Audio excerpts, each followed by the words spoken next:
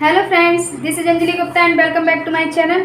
सो आज का हमारा टॉपिक होगा थिंकिंग यानी सोच, क्रिएटिविटी यानी सृजनात्मकता। तो स्टार्ट करते हैं। तो क्या होता है थिंकिंग? थिंकिंग क्या है? तो थिंकिंग क्या होती है? सोच होती है। ऐसी सोच जो कि हमें क्या करने के लिए, हमारे उद्देश्यों को पूरा करने के लिए, हमारे लक्ष्यों को प्राप्त करने के लिए, और जो वैचारिक क्रिया होती है उसके लिए हमारी थिंकिंग का होना क्या है, इम्पॉर्टेंट है। ओके, क्योंकि अगर हम सोच नहीं पाएंगे कि हमें करना क्या है, या किसी भी प्रकार का करना हो या कुछ भी हो, या कुछ हम कर रहे हैं, काम कर रहे हैं, या फिर हम किसी के बारे में कुछ निर्णय लेना है, या हमें प्रॉब्लम को सॉल्व करना है, या कुछ बनाना है, ठीक है, किसी चीज़ का निर्माण करना है, तो इन सब के लिए, या फिर हमें किसी टॉपिक को समझना है या कुछ भी समझना है, तो हमें किसकी ज़रूरत होती है? इसके लिए हमें थिंकिंग की ज़रूरत होती है। किसकी? थिंकिंग की ज़रूरत होती है। ओके, समझ में आया? तो थिंकिंग यानी सोच। तो ये जो सोच होती है, जो कि हम क्या करते हैं, हम किसी भी वस्तु के बारे में या किसी के बारे में भी जो बुद्धि होती है, बुद्धि के द्वारा हम क्या करते हैं, सोचते हैं, विचार करते हैं। ओके, तो ये होती है थिंकिंग। अब जो थिंकिंग होती है वो किस प्रकार से होती है, मतलब उसके साधन क्या क्या होते हैं, थिंकिंग के साधन क्या क्या होते हैं, किसके द्वारा, मतलब ऐसे जब हम थिंकिंग का यूज करते हैं तो उसमें क्या क्या चीज़ें इंपॉर्टेंट होती हैं, तो वो हम पढ़ेंगे। तो क्या इंपॉर्टेंट होता है? सबसे पहले हमें क्या चाहिए है? सबसे पहले हमें चाहिए है प्रतिमा। अब ये प्रतिमा क्या है? मीन्स जैसे कि हम किसी के बारे में या कुछ भी सोच रहे हैं या कोई प्रॉब्लम को सॉल्व कर रहे हैं, तो हमें क्या सबसे इम्पॉर्टेंट कि अगर हम प्रॉब्लम को सॉल्व करेंगे तो हमें क्या चाहिए होगी? थिंकिंग चाहिए होगी, यानी सोचना पड़ेगा। अब उस सोचने के लिए हमें क्या चाहिए? हम उस प्रॉब्लम के बारे में एक प्रतिमा का निर्माण करेंगे। किसका प्रतिमा का निर्माण करेंगे? यानी वो सोचेंगे कि अगर हम ऐसा करेंगे तो उस पर क्या डिपेंड होगा, यानी उस पर या फिर क्या इफेक्ट पड़ेगा। ओके, तो हम क्या सोचेंगे कि अगर हमने, तो हमारे एक दिमाग में एक प्रतिमा का निर्माण हो जाएगा। तो सबसे पहले थिंकिंग के लिए प्रतिमा का निर्माण करना सबसे इम्पोर्टेंट है। ओके, जो प्रतिमा होती है वो किसके रूप में होती है? प्रतिमा होती है वो एक उपकरण के रूप में होती है। किसके रूप में? एक उपकरण के रूप में होती है। ओके, एंड नेक्स्ट हम पढ़ेंगे अवधारणा। अब ये अवधारणाएं क्या हैं?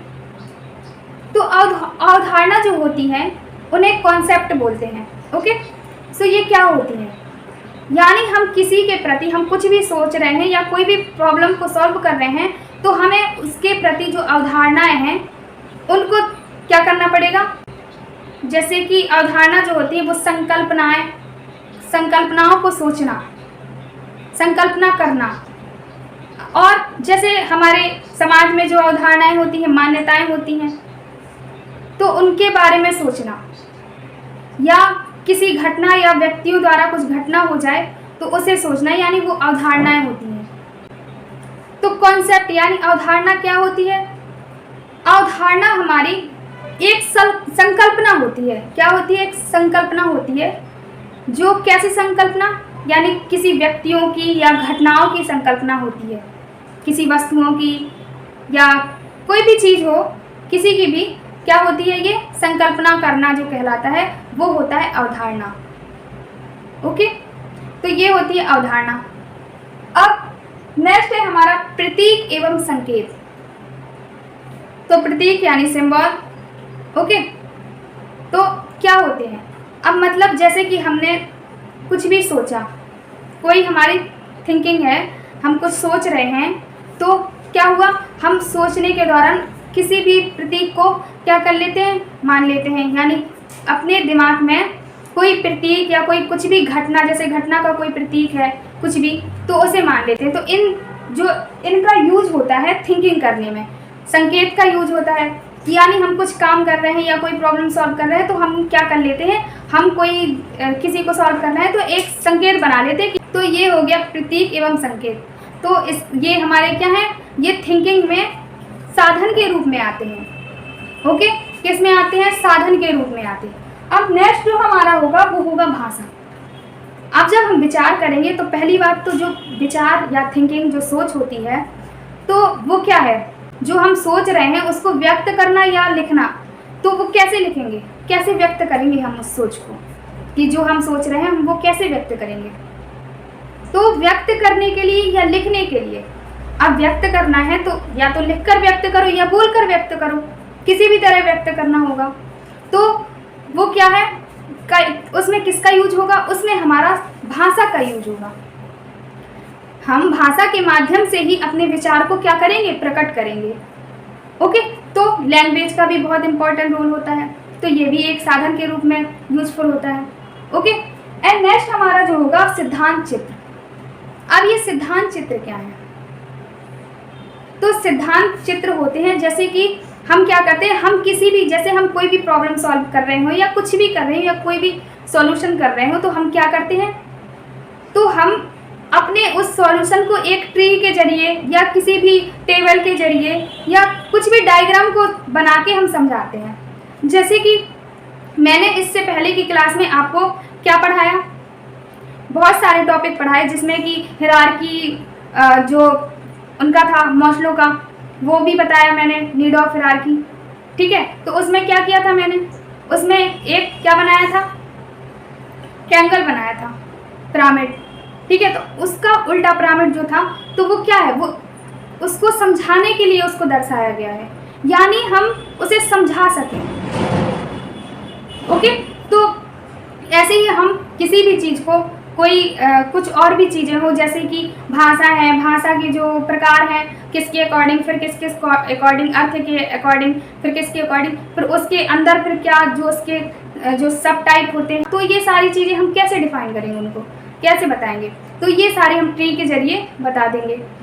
ओके, कि पेरेंट रूट हो गया, फिर उसके नीचे हो गया, है ना, तो ये सारे कर देंगे। तो ये, या फिर कोई डायग्राम हो गया, ग्राफ हो गया, तो ये सारे सब कुछ क्या है, ये हमारे सिद्धांत चित्र में आएंगे। यानी हम किसी भी प्रॉब्लम को सॉल्व कर रहे हैं अपनी थिंकिंग के अनुसार, तो उसे कैसे डिफाइन करें।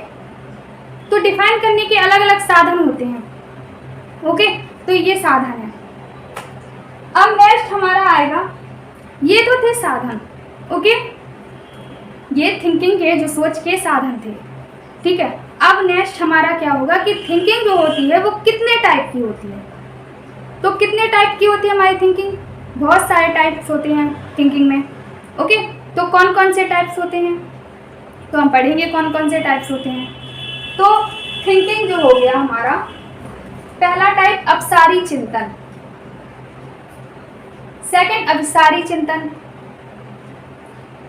मूर्त चिंतन, फिर है अमूर्त चिंतन, नेक्स्ट होगा तार्किक सोच, यानी तार्किक या तो चिंतन या कुछ भी बोल लो, स्वाधीनता सोच, फिर नेक्स्ट होगा वास्तविक सोच, उसके बाद आएगा आलोचनात्मक सोच, नेक्स्ट होगा रचनात्मक सोच, उसके बाद प्रतिक्रियावादी सोच, इसे चिंतनशील सोच भी कहते हैं।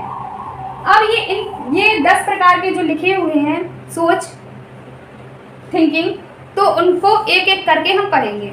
ओके, कि क्या होता है अपसारी, क्या होता है अभिसारी, एंड क्या मूर्त है, अमूर्त है, ये सारे बहुत इंपॉर्टेंट है, क्योंकि पहली बात तो इनसे भी क्वेश्चन आता है, एंड नेक्स्ट कि काफ़ी बार पूछा जाता है कि मूर्त क्या है, मूर्त क्या है, मूर्त चिंतन क्या होता है, अमूर्त चिंतन क्या होता है। तो ये वर्ड्स को जानना भी बहुत इंपॉर्टेंट है। ओके, तो अब जैसे अपसारी चिंतन जो हो गई और अभिसारी चिंतन, क्या अपसारी चिंतन और अभिसारी चिंतन, अपसारी चिंतन और अभिसारी चिंतन, इन दोनों को गिलफोर्ड के द्वारा दिया गया है। किसके द्वारा? गिलफोर्ड के द्वारा दिया गया है। किसे? अपसारी चिंतन को और अभिसारी चिंतन। अपसारी चिंतन यानी डाइवर्जेंट, ओके, क्या डाइवर्जेंट, और अभिसारी चिंतन यानी कन्वर्जेंट। अभिसारी चिंतन कन्वर्जेंट और अपसारी चिंतन डाइवर्जेंट। तो इनको किसने दिया है? इनको दिया है गिलफोर्ड ने। अब ये होते क्या है, तो डिटेल से पढ़ेंगे अपसारी चिंतन को। तो जो हमारा अपसारी चिंतन होता है ये क्या होता है, यानी अपसारी चिंतन वो होता है जैसे कि हमें किसी भी प्रॉब्लम को सॉल्व करने के लिए हमारे पास बहुत सारे आंसर्स होना, किसी एक प्रॉब्लम को सॉल्व करने के लिए बहुत सारे आंसर का होना क्या हो जाएगा, अपसारी चिंतन हो जाएगा। अब जो हमारे कौन से बालक होते हैं, प्रतिभाशाली बालक जो होते हैं, वो उनके अंदर कौन सा चिंतन पाया जाता है, वैसे तो उनके अंदर बहुत सारे चिंतन पाया जाता है, इनमें से काफ़ी सारे जो चिंतन होते हैं बहुत सारे उनमें सब पाए जाते हैं, ठीक है। तो जैसे अपसारी चिंतन जो होता है वो उनमें पाया जाता है। अब अपसारी चिंतन यानी उनमें किसी प्रॉब्लम को सॉल्व करने के लिए बहुत सारे तरीके होते हैं उनके पास, किसी एक प्रॉब्लम को सॉल्व करने के लिए डिफरेंट टाइप के सॉल्यूशंस होते हैं, तो वो क्या हो गया, अपसारी चिंतन हो गया। ओके, अपसारी चिंतन में क्या होता है कि जैसे कि हमने एक एग्जाम्पल अगर मैं बताऊं, जैसे एक दे दिया एग्जाम्पल बच्चे को कि जाओ और पर्यावरण को कैसे सुरक्षित रखें, इस पे मतलब अपनी राय लेके आओ, तो वो इस पर्यावरण को सुरक्षित रखने के लिए बहुत सारे तरीके लेके आएगा कि किस किस प्रकार से पर्यावरण को सुरक्षित रख सकते हैं, है ना। एंड जैसे कि हमने बोल दिया कि पेड़ों को कैसे बचाएं, तो पेड़ों को कैसे कैसे बचाएं, तो इन सब को क्या, उसके पास बहुत सारे आंसर्स होंगे उस क्वेश्चन को सॉल्व करने के लिए। ओके, तो ये होता है हमारा अपसारी चिंतन, यानी किसी भी प्रॉब्लम को सॉल्व करने के लिए बहुत सारे सॉल्यूशंस का होना क्या होता है, अपसारी चिंतन होता है। वहाँ क्या होता है, अपसारी चिंतन होता है, डाइवर्जेंट थिंकिंग होती है। ओके, ये अच्छे से समझ आ गया होगा, किसने दिया था, गिलफोर्ड ने दिया था। एंड नेक्स्ट है हमारा अभिसारी चिंतन। क्या, अभिसारी चिंतन। अब ये अभिसारी चिंतन क्या होता है, तो अभिसारी चिंतन को पहली बात क्या बोलते हैं, कन्वर्जेंट थिंकिंग बोलते हैं। इसको भी किसने दिया है, गिलफोर्ड ने दिया है।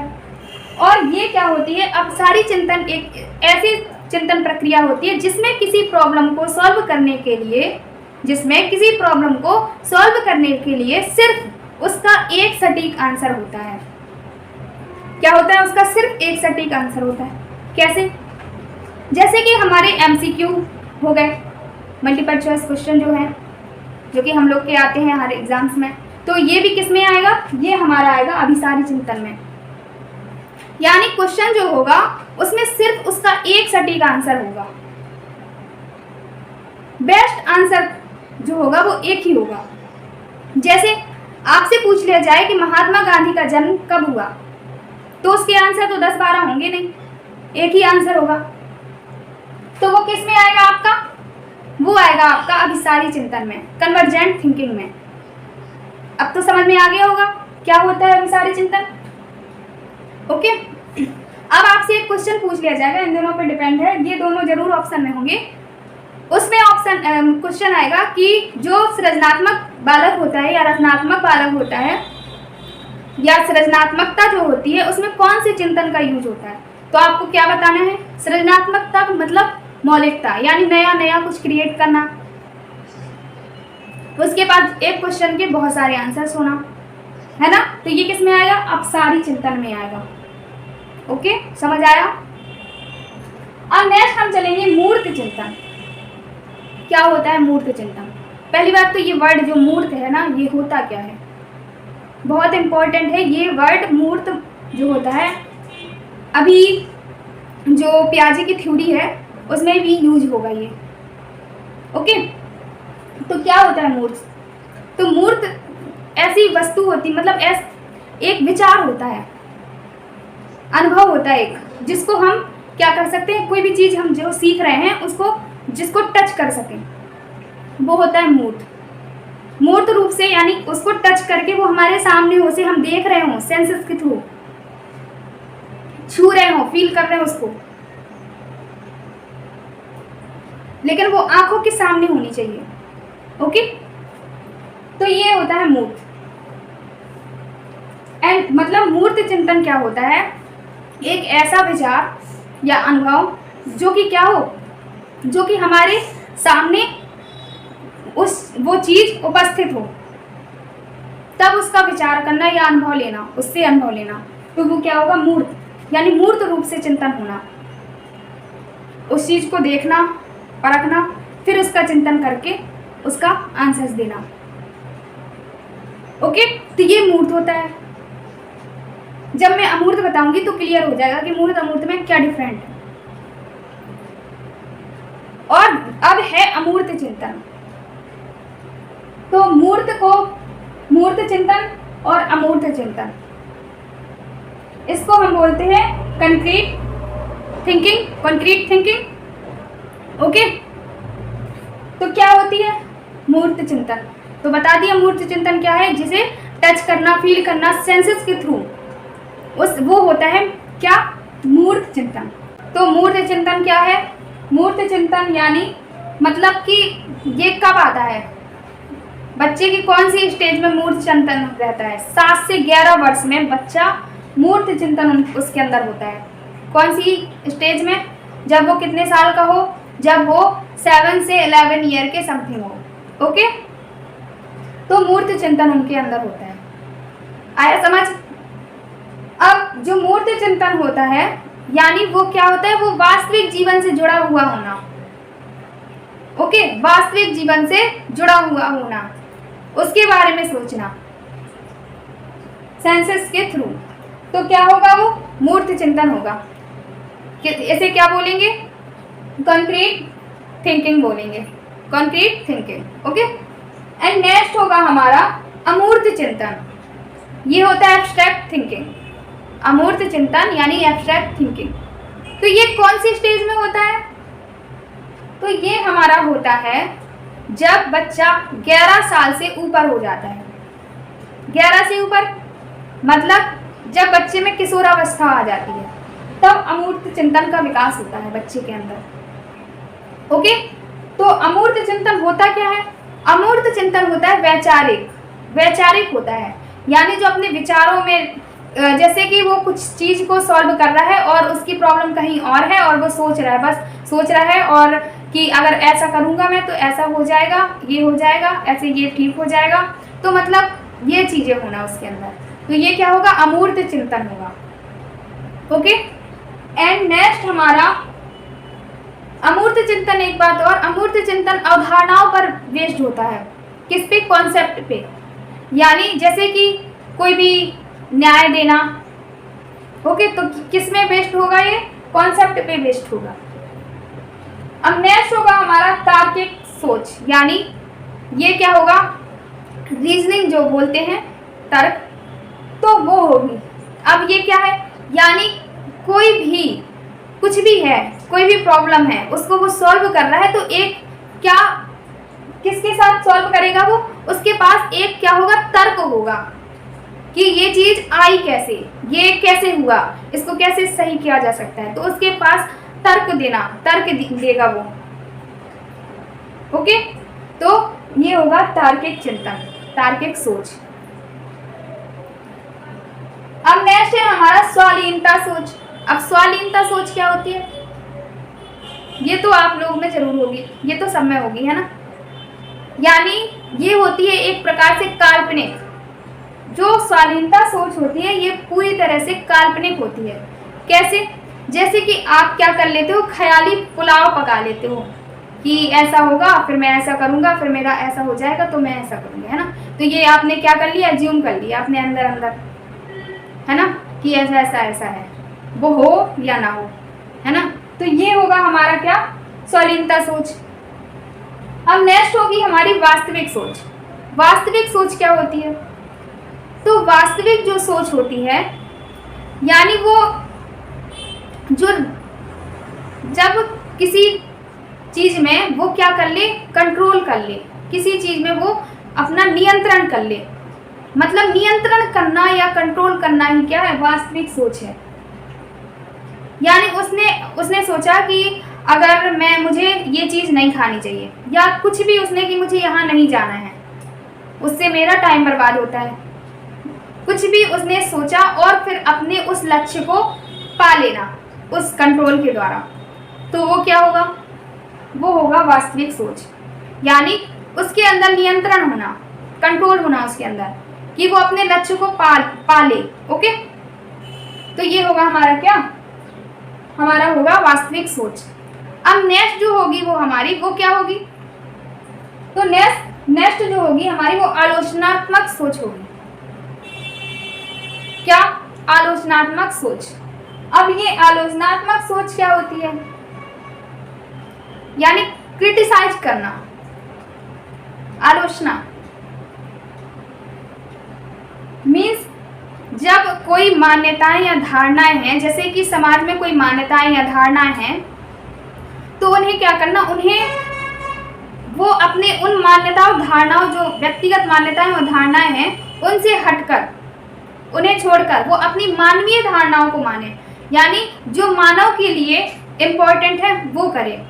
जैसे कि कुछ भी मान लिया जाता है कि ऐसा करने से ऐसा होगा, और वैसा ये हकीकत नहीं है कि ऐसा हो, पर वो चीज़ अगर प्राकृतिक रूप से क्या है, बेकार है, वो उससे कोई लाभ नहीं है और वो नुकसानदायक है, तो हमें क्या करना चाहिए, उसे हमें चेंज करना चाहिए पहली बार, है ना। तो वो उसमें ये क्रिटिसाइज कर पाना या आलोचना कर पाना कि ये चीज़ सही है और ये चीज़ गलत है, ये सोच पाना, तो ये क्या है, आलोचनात्मक। किसी भी चीज़ के दो पहलू होते हैं, उसकी एक तो पॉजिटिव और एक नेगेटिव। अब उसकी नेगेटिव और पॉजिटिव दोनों को समझ पाना, ये क्या होता है, आलोचनात्मक चिंतन होता है। ओके, एंड नेक्स्ट होगा हमारा रचनात्मक सोच। अब ये क्या है, क्रिएटिविटी थिंकिंग। तो ये जो होती है हमारी, यानी सृजनात्मकता मीन्स किसी भी चीज का निर्माण करना। तो निर्माण करने के लिए क्या होगा, हमारा रचनात्मक सोच का उपयोग होगा। जैसे कि कोई भी हम चीज है जो सृजनात्मक चीज है, जो सृजन कर रहे हैं, जो बना रहे हैं, उसके बहुत सारे क्या होना चाहिए, उसमें मौलिकता होना चाहिए, यानी नया नया चीज विकसित कर पाना, उसमें ये सोच होना कि कुछ नया क्रिएट करना, एंड वो क्या होना, वो यूनिक होना, अद्वितीय होना। उसकी सोच जो होती है वो यूनिक होती है, मतलब ऐसा कोई नहीं सोच पाया जो उसने सोच के दिखाया। मीन्स जैसे कि हमारे अगर साइंटिस्ट हैं, तो कोई साइंटिस्ट जो होता है वो किसी चीज़ में माहिर होता है, कोई किसी चीज़ में होता है, तो वो क्या है, उनके अलावा उस चीज़ के बारे में किसी और ने नहीं सोच पाया या और किसी ने आइडिया ना दे पाया, तो वो क्या होता है, वो हमारा होता है रचनात्मक सोच, सबसे हट के सोचना।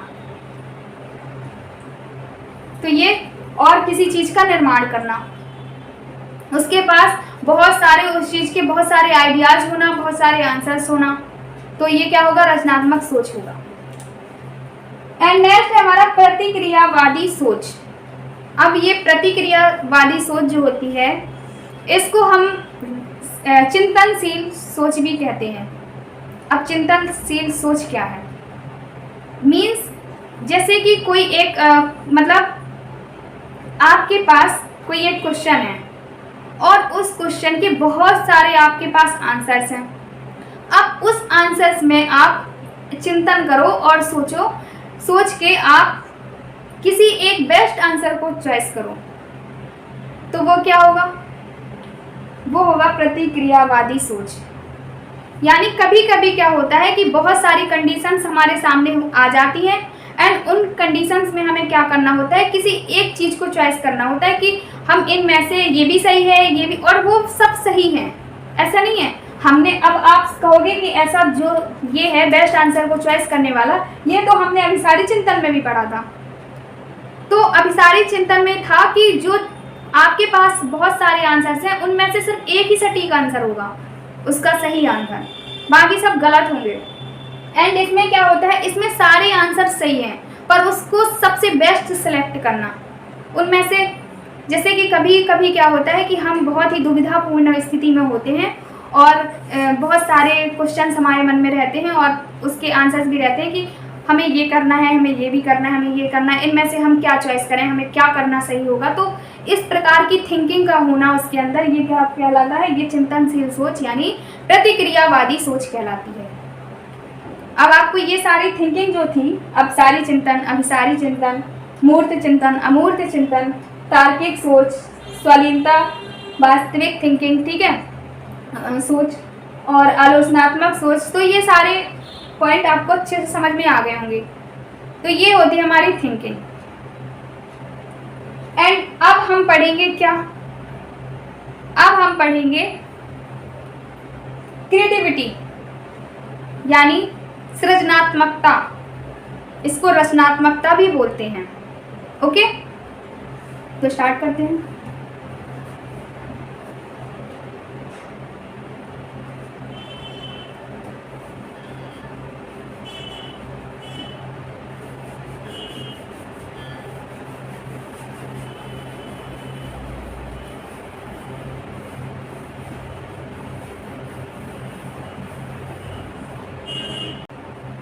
तो अब हम पढ़ेंगे क्रिएटिविटी यानी सृजनात्मकता यानी रचनात्मकता। ओके,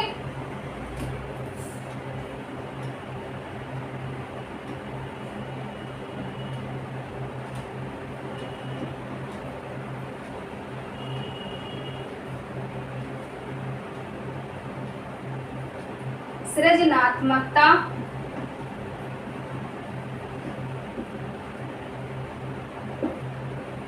इसे हम रचनात्मकता भी बोलेंगे।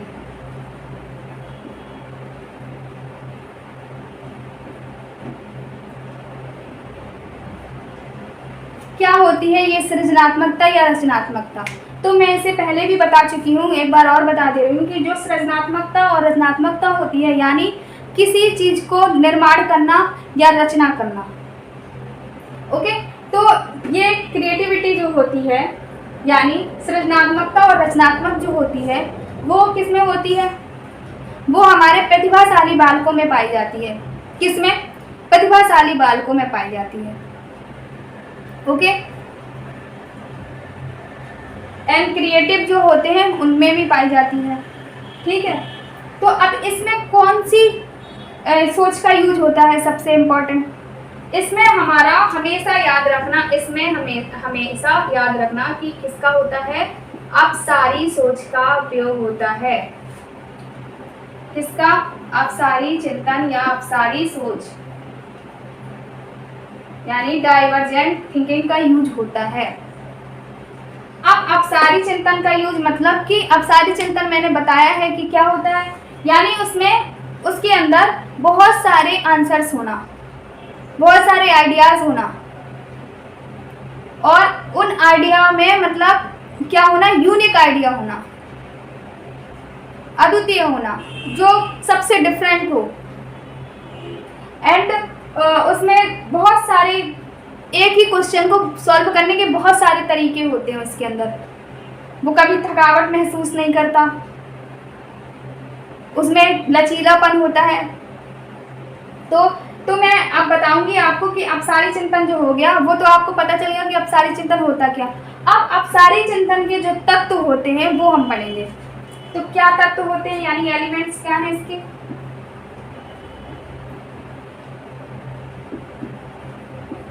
तो इसके एलिमेंट्स होते हैं व्याख्या,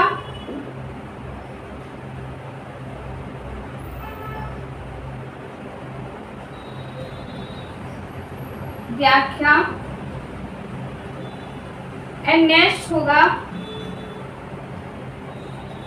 प्रवाहपूर्णता,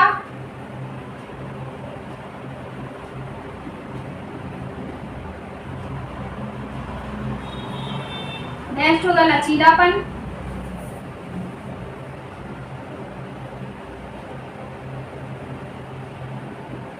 उसके बाद होगा मौलिकता। नेक्स्ट हमारा मौलिकता।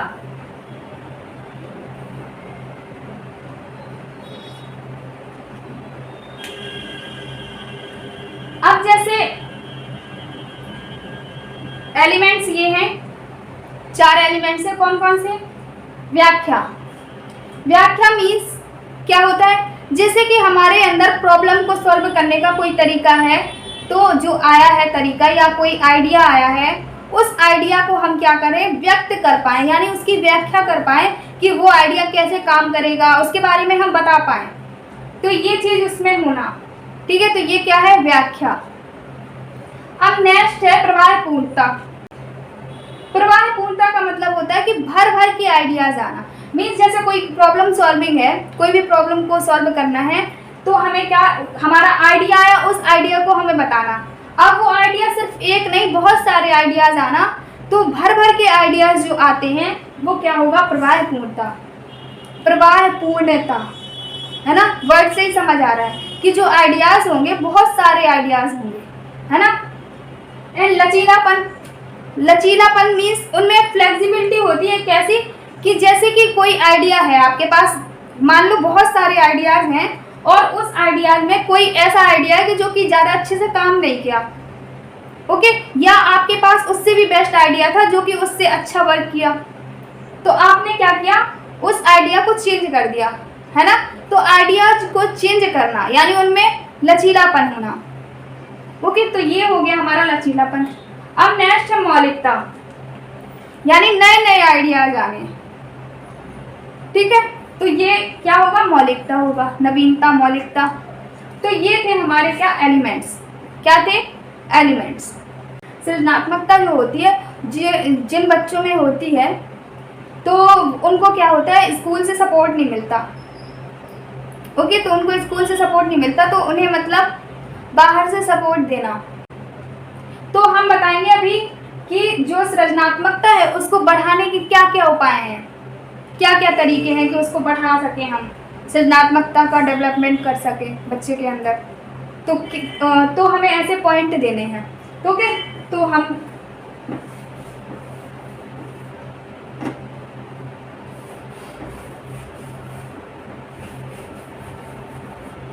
तो बढ़ाने के तरीके,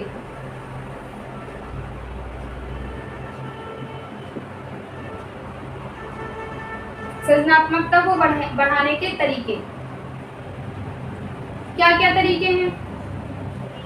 सबसे इम्पोर्टेंट है कि सबसे इम्पोर्टेंट क्या है कि बच्चे को स्वतंत्रता देना, क्योंकि अगर बच्चा फ्रीडम उसको अगर मिलेगी तो वो क्या कर पाएगा, वो अपने आइडियाज को सबके सामने रख पाएगा, है ना। तो उसके लिए क्या करना, उसको फ्रीडम देना। ऐसा नहीं करना कि उसे बहुत ही उसमें रखा जाएगी ताकि वो अपने विचारों को, अपने आइडियाज़ को किसी के सामने कह ही नहीं पाए, और धीरे धीरे क्या हो जाए, वो आइडियाज़ उसके अंदर, वो थिंकिंग जो है वो क्या हो जाए, दमित हो जाए, है ना। तो ऐसा नहीं करना है। तो हमें बच्चे को क्या करना है, फ्रीडम देनी है, ताकि वो क्या करे, अपने आइडियाज़ को सबके सामने प्रेजेंट करे, ओके। तो हमें सबसे पहला क्या है, सबसे पहला है कि हमें क्या करना, फ्रीडम देना, बच्चे को फ्रीडम देना। फ्रीडम हो गया। अब बच्चे को क्या करना, उसको ओपन एंडेड क्वेश्चन मतलब देना। ओपन एंडेड क्वेश्चन का मतलब मीन्स उसे ऐसे क्वेश्चंस देना जिसके आंसर्स बहुत सारे हों। जैसे कि मैंने आपको बताया था कि पेड़ों को कैसे संरक्षित करें या पर्यावरण को कैसे संरक्षित करें, है ना। तो ऐसे आइडियाज़, जो ऐसे मतलब क्वेश्चंस हैं, उनको देना ताकि वो अपने क्या करें, अपने आइडियाज़ को, बहुत सारे आइडियाज़ को लेके आए, ताकि वो अपनी सृजनात्मकता को बढ़ावा दे। जब वो उसके पास उस क्वेश्चन के बहुत सारे आंसर्स होंगे तो क्या किसका विकास होगा, उसके अंदर सृजनात्मकता का विकास होगा, है। तो क्या करना चाहिए, हमें उसे ओपन एंडेड क्वेश्चंस देने चाहिए।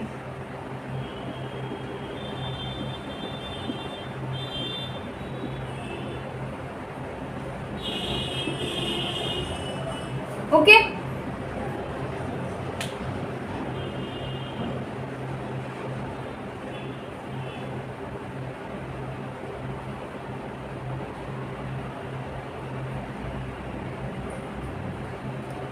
अब क्या करना चाहिए, नेक्स्ट, जो सृजनात्मकता को बढ़ावा देने के लिए उसे ग्रुप मतलब सामूहिक जगह पे जाना चाहिए, या फिर सामूहिक कार्य करने चाहिए, या फिर सामूहिक शिक्षा देनी चाहिए, यानी ग्रुप स्टडी करनी चाहिए, या किसी भी टूर में जाना, जैसे कि।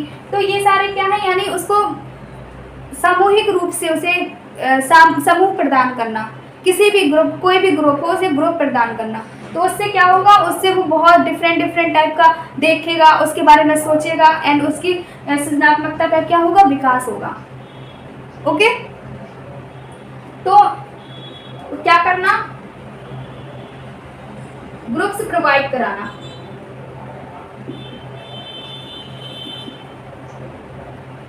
ओके, एंड नेक्स्ट होगा हमारा उसे क्या करना, रचनात्मकता के अवसर प्रदान करना। अब ये अवसर प्रदान करना, ये वर्ड अपने आप में बहुत इंपॉर्टेंट है। अभी मैं बताऊंगी कि बहुत सारी चीजें हैं, जैसे कि बच्चे के रूप में जहाँ पे अवसर प्रदान करना आ जाए ना, तो मतलब वो ऑप्शन जरूर सही होगा। ये मैं आपको आइडिया दे रही हूँ क्वेश्चन को मतलब सटीक आंसर के लिए, कि जैसे कि आपको क्या होता है कि पेडागोजी में बहुत सारे क्वेश्चंस रहते हैं और मतलब एक क्वेश्चन रहता है और बहुत सारे आंसर्स रहते हैं, मतलब 4 ऑब्जेक्टिव रहेंगे। उस 4 ऑब्जेक्टिव में क्या होगा, आपको सभी ऐसा लगेगा जैसे सब सही हैं, पर उनमें से आपको बेस्ट चॉइस करना होगा। अब उस बेस्ट चॉइस करने के लिए मैं उनमें से एक ये वर्ड है अवसर प्रदान करना। जहाँ पे बच्चे को किसी भी चीज़ के लिए अवसर दिए जाए ना, तो वो सबसे बेस्ट आंसर होता है। बच्चे को भगवान समझना है, यहाँ बच्चे को अवसर देना है, बच्चे को डांटना नहीं है ना, बच्चे के साथ कोई बुरा व्यवहार नहीं करना है। तो बच्चा यहाँ पे क्या है, भगवान है। ओके, तो अगर बच्चे को भगवान समझ के आप अगर क्वेश्चंस का आंसर करोगे तो सही हो जाएगा आंसर। तो क्या हो गया, ग्रुप प्रोवाइड कराना और बच्चों को अवसर देना सृजनात्मकता के लिए, ताकि वो नए नए चीज़ों का विकास करे, है ना, तो सृजनात्मकता विकसित हो उसके अंदर, और उसे सामूहिक वार्तालाप करे या फिर, है ना, ओके, सामूहिक वार्तालाप या फिर उत्तेजक वार्तालाप, जिससे कि उत्तेजना उसके अंदर हो किसी चीज़ को सीखने की, कोई चीज़ वो देख रहा है और उसको भी शौक लगे कि हाँ मुझे भी ये करना है और मैं इससे भी बेहतर तरीके से कैसे करूँ, तो उसके अंदर ये चीज़ आना, तो ये सब क्या होगा, ये सृजनात्मकता होगा। ठीक है, तो ये सारी चीज़ें थी, बढ़ाने के तरीके थे। ओके, अब हम पढ़ेंगे क्या कि स्टेज ऑफ क्रिएटिविटी, यानी इसका क्रम क्या है। ओके,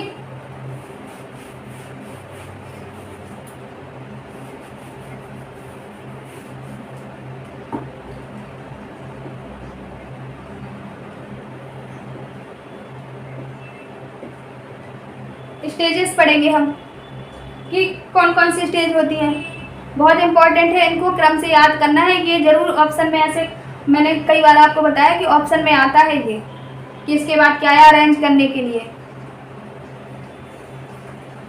तो सबसे पहला होता है तैयारी,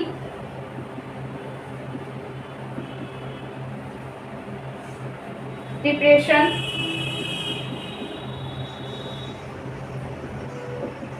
तैयारी प्रिपरेशन, एंड सेकंड होगा हमारा उद्भवन,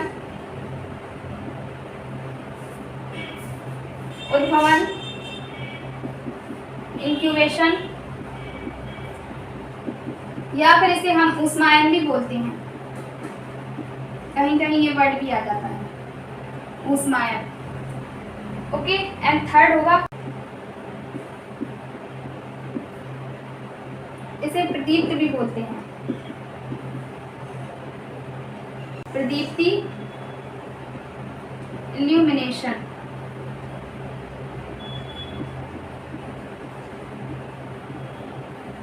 ओके, एंड फोर्थ हमारा होगा लास्ट सत्यापन। लास्ट हमारा क्या होगा, सत्यापन, वेरिफिकेशन। ओके, तो वेरिफिकेशन।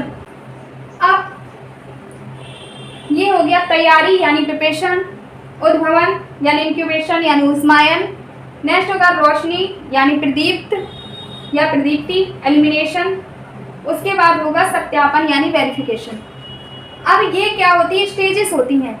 तो जैसे किसी प्रॉब्लम को सॉल्व करना, यानी कोई प्रॉब्लम है उसको सॉल्व करना है, सबसे पहले क्या करेंगे, हम प्रिपरेशन करेंगे, तैयारी करेंगे उसको सॉल्व करने की।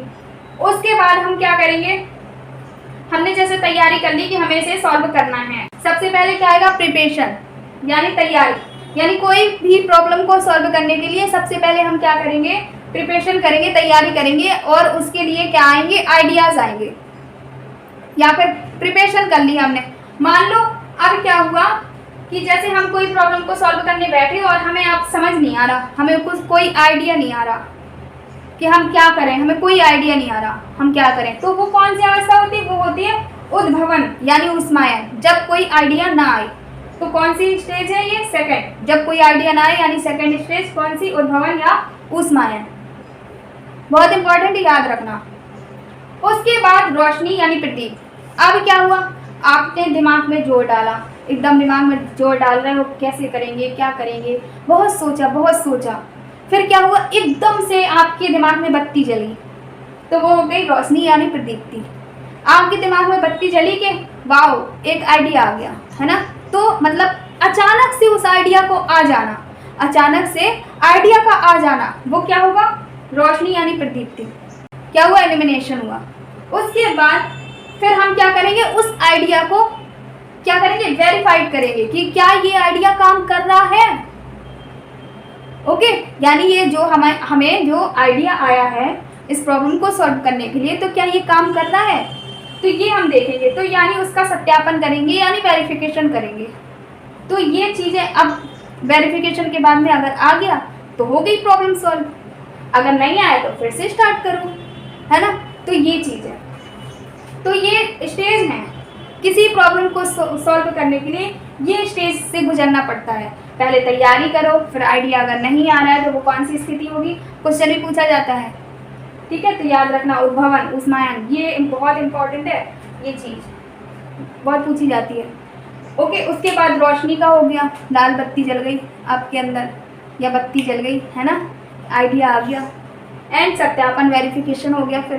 तो ये सारी क्या थी, स्टेजेस थी किसकी, क्रिएटिविटी यानी हमारी सृजनात्मकता की। अब नेक्स्ट हम चलेंगे, तो अब क्या करेंगे, जो उद्भवन होता है ये ऐसी स्टेज होती है, ऐसी अवस्था होती है जिसमें व्यक्ति क्या नहीं करता, ध्यान नहीं देता।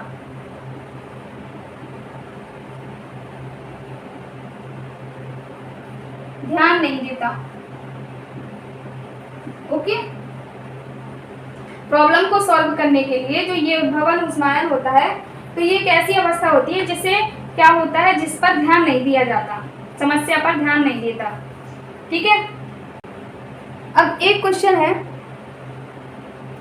आउट ऑफ द बॉक्स, ये बहुत इंपॉर्टेंट है।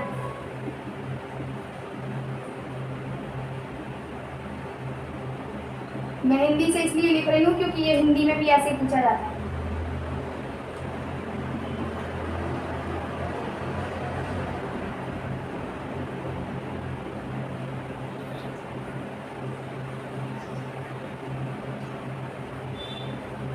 आउट ऑफ द बॉक्स जो क्वेश्चंस होते हैं, आउट ऑफ द बॉक्स, तो ये चीज़ जो होती है वो किस में आती है, कौन सी चिंतन में आता है, तो ये होता है हमारा अपसारी चिंतन में। क्यों, क्योंकि out of the box means बहुत सारे उसके पास आइडियाज हैं जो कि एक सीमा के भीतर नहीं है, वो सीमा से बाहर है, ओके। तो ये क्या होगा, अपसारी चिंतन होगा इसमें, आउट ऑफ द बॉक्स, अपसारी चिंतन, ये बहुत पूछा जाता है, ओके। तो ये है, तो ये था क्रिएटिविटी, सृजनात्मकता। तो आज हम यहीं तक करेंगे, ओके।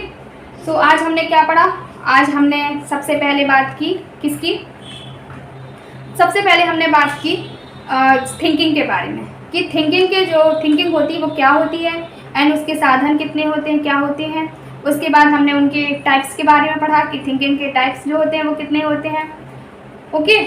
एंड उसके बाद हमने क्रिएटिविटी यानी सृजनात्मकता को पढ़ा कि सृजनात्मकता क्या है, सृजनात्मकता के एलिमेंट क्या है, उनको बढ़ाने का तरीका क्या है, और उसकी स्टेजेस क्या हैं, और इतने सारे ये सब कुछ पढ़ा। ओके, सो नेक्स्ट हम क्लास में जो अभी इसका बचा हुआ है, जो मैंने बताया था प्रतिभाशाली बालक का, तो वो मैं बाद में बताऊंगी, क्योंकि प्रतिभाशाली बालक जो होते हैं उनमें भी क्रिएटिविटी पाई जाती है, उनमें भी कौन सा चिंतन पाया जाता है, अपसारी चिंतन पाया जाता है। ओके, तो ये रही आज की क्लास, आज के लिए इतना ही, बाकी का हम नेक्स्ट क्लास में लेंगे। ओके, सो अगर आपको क्लास अच्छी लगी है तो प्लीज़ ये क्लास को ज़्यादा से ज़्यादा शेयर करें, एंड अगर वीडियो अच्छी लगी है तो प्लीज़ लाइक करें, एंड अगर चैनल में आप नए हो तो प्लीज़ सब्सक्राइब करें। ओके, और अगर कोई भी क्वेश्चन हो तो प्लीज़ कमेंट बॉक्स में कमेंट ज़रूर करें। Thank you.